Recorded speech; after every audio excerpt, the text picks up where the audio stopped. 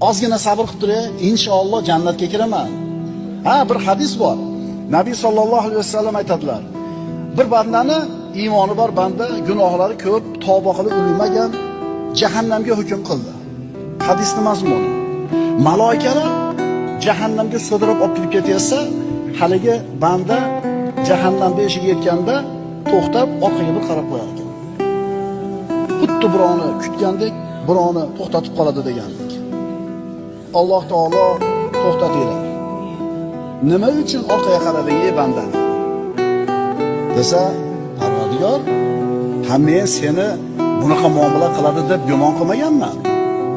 Menga bunaqa muomala qiladi deb o'ylagan emasman. Nima deb gumon qilgansan men haqimda? Meni gunohimni kechiradi, hammasini jannatga kirgizib yuboradi deb ishonganman. To'xtatinglar, kiringizlar buni jannatimga. Buni eshitganingizdan keyin, Robbim meni ham kechiradi deb ishonasizmi? Ishonganingizdan keyin saodat topasizmi? Demak, birodarlar, siz bilan bizni bu dunyodagi saodat topolmayotganligimizning asosiy sababi ishonchimizning zaifligi ekan.